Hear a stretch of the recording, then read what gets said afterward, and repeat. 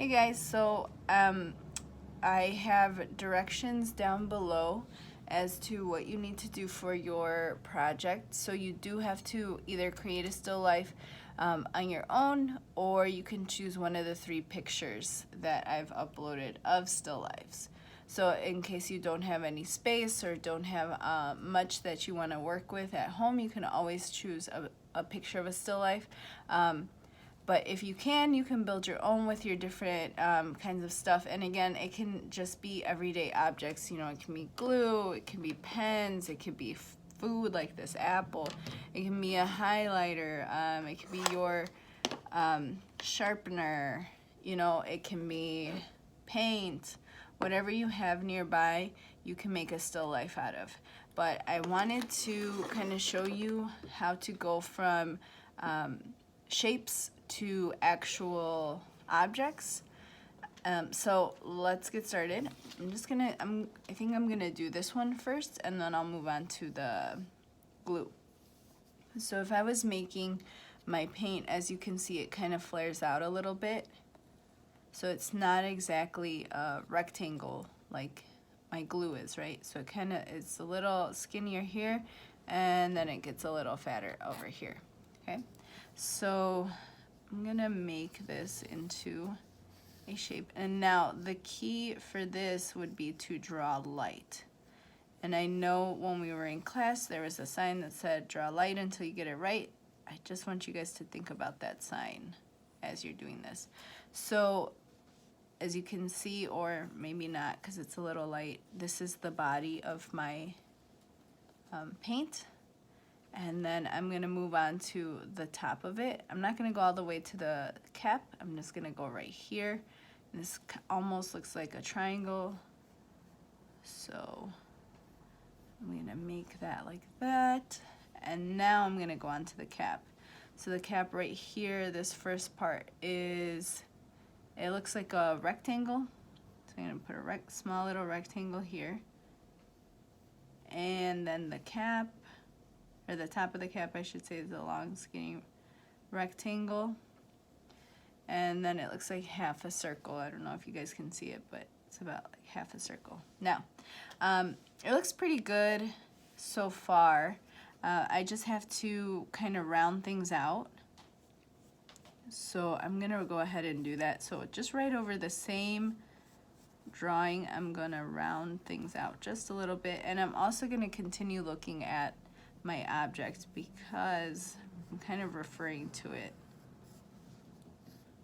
So I'm gonna round things out, kind of connect them together so that they make sense together. Because otherwise they're just gonna look like shapes.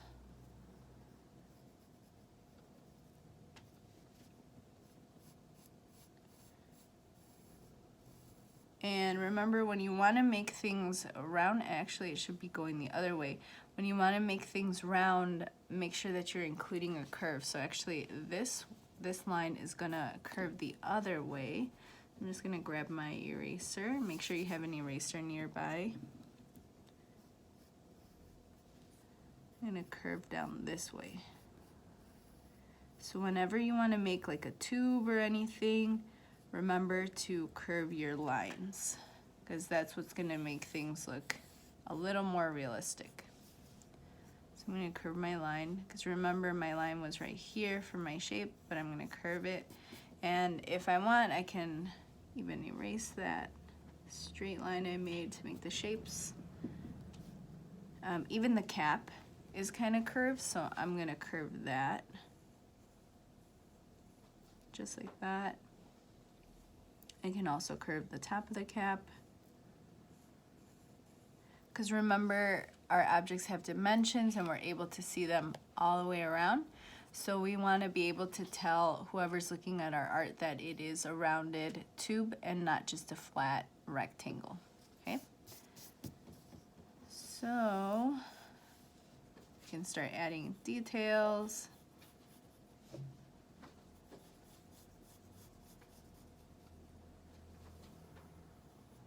Like that.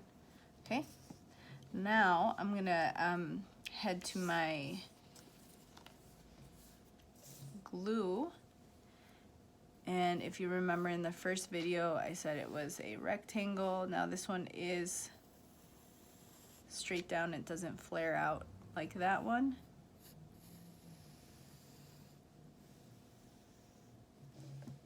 And again, you make a mistake, it's not a big deal. You just erase it. My rectangle for my cap and my triangle. Now, if we look at it, obviously it's not looking like a realistic glue.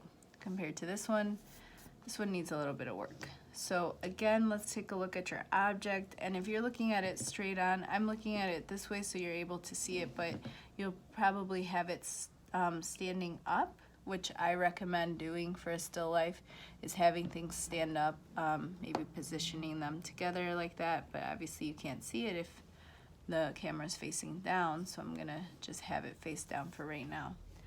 So first, I'm gonna round the edges of the glue, just like that. Because as you can see, the glue doesn't have sharp edges. You can even touch it, doesn't have sharp edges, so we're going to round those out.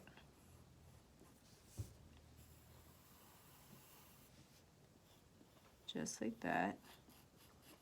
When you have a more realistic glue, you should be good.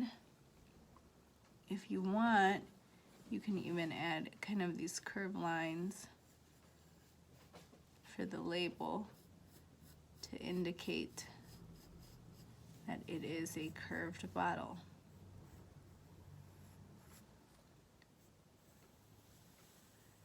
Now, if you see the label, I curved up here and then I curved down here, just like that, okay? Now we're gonna work on the cap. And same thing, the cap gets rounded edges.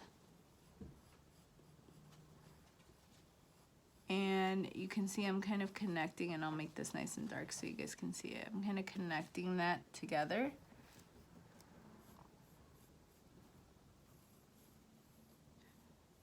And rounding those edges, because rarely do we see anything that has super sharp edges in real life.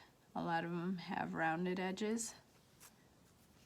And then this top, remember you gotta look at your work. So if you look super closely, I'm gonna hold it up, you see that the glue has this little thing right here, almost looks like a rectangle, and then it kind of rounds just like that. So we're gonna try and recreate that. I'll get my hand out of the way so you can see. And then just right on top of your triangle, you're gonna round it.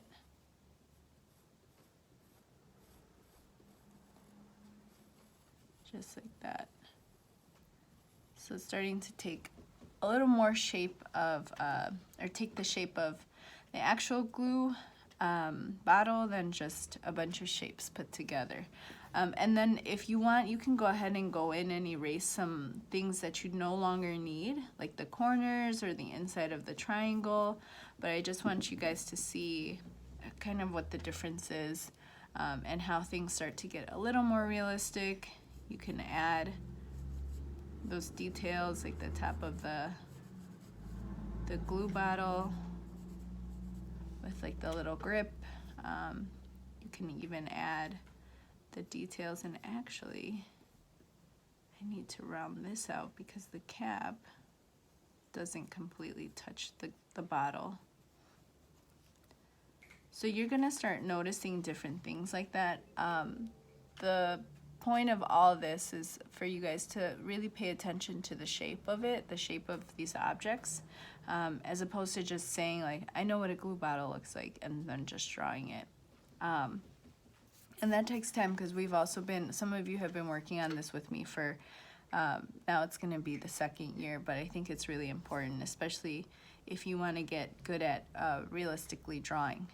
And then afterwards, you guys feel free to start shading, but of course pay attention to where the shade or the shadow is. So for me, since the sun is hitting this way, my shadow is mostly gonna be over here.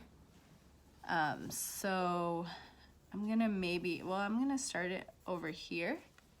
And let me move this out of the way so you're able to see. So my shadow kind of starts over here.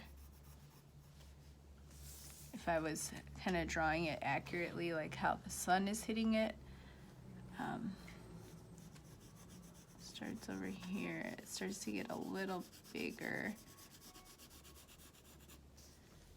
And actually, I'm gonna draw it like this so I see the shadow down here. So again, when you are shading, I do want you to use your shading exercise that we tried. So remember, it's gonna be super dark down here. And you can even do this whole thing nice and dark, and then there's a little bit of a shadow back here. Okay, so I like to start off with just a nice dark shadow so I know where I'm going. And then from there, I'm gonna apply my my shading. Geez, I forget. Sorry, my shading grade, all my shades. So as I get a little further away from the object, it's gonna get lighter and lighter and lighter until there's nothing. So you can kind of see down here. I'm gonna keep going. I'm just gonna give you guys one example of this, of how, you know, in the beginning, right next to the object, it's really dark, and then as you get further away, it gets super, super light, okay? And you do need to take into account that you need to attach the shades next to each other too. So make sure that you're blending them together and they don't look like blocks. So this can be difficult, which is why I thought it would be a good idea for us to practice shading first before we got to this point. Let me hold this up so you guys can see it. So you can kind of see, hopefully you can see this. I know the sun's kind of out right now. Okay, so you can kind of see where the shadows are coming from and how it's getting lighter and lighter and lighter. Obviously, I want you guys to also do that with your still life. As you set it up, look for where the light is hitting it. So again, my light source is coming from this side. So this part of my object is going to be really light, and then the part back here is going to kind of catch the shadows over here, as you can see. So the part that's getting the light is going to be very light, and then the part that's not getting the light is going to have all the shadows back here. And I can even start a little darker here. Although it's not super dark, I can kind of give it a little bit of a shadow over here and then get lighter and lighter and lighter and lighter until there's really nothing, right? So let me finish this and then I can show you what I mean about the actual object, because we also want to give the actual object shadow so it starts to look realistic, because otherwise you're just going to have an object with no shadow on it, and then a shadow, you know, it's producing a shadow underneath, and that's gonna look a little weird. So let me just finish up here, and then let me show you that finished product. Let me just catch the light right. You can kind of see that, okay? So again, light's coming from this way. It's honestly, it's coming from both ways, but we're gonna say that the light's coming from this way only, okay? The light's coming from this way, it's hitting my object, and all the shadows are gonna be back here, okay? So, I already kind of have dark back here, like a nice dark shadow, and I can even press hard with my pencil to kind of outline where my object ends, and I can start shading.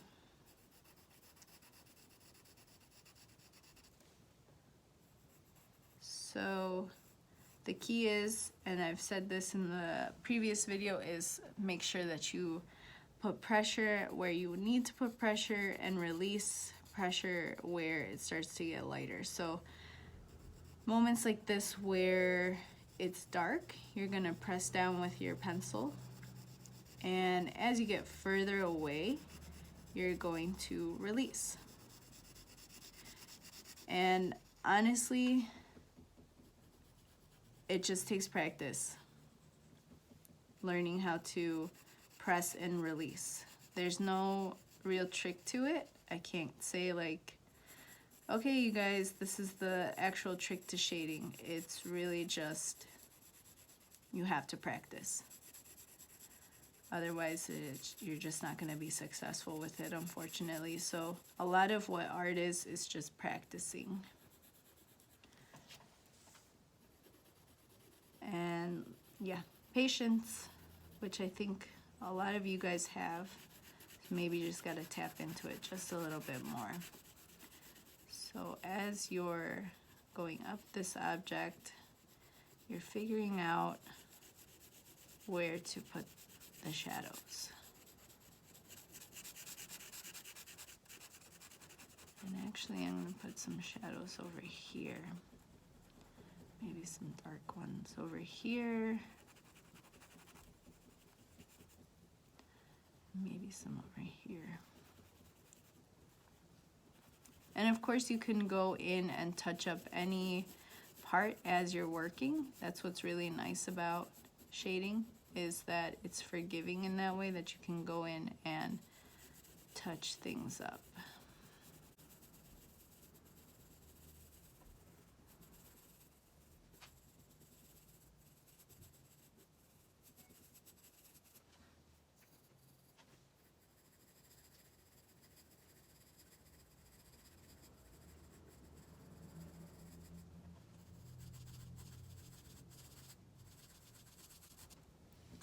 And say you put a little bit too much shade in one, you can always go in with your eraser and erase some of it. So that's what's really nice about working with pencil. But of course, make sure that you blend it. Some people have used their fingers, that's fine. There's also blending sticks that you can use. But challenge yourself to just use the pencil. So I think the pencil is the hardest part. Okay, I'm gonna stop right there. I'm gonna show you my work so far, and actually I'm gonna show it like this. So I have some shadow on my object. I can keep going and just adding, but for the sake of time, 'cause it's already a 20-minute video, this is where we're gonna end. And so yeah, so you guys set up either your own still life or choose a still life from the pictures, and I want you guys to start off with shapes just like I did, and then draw it into a realistic object just like this with shades. Okay? All right, see you later.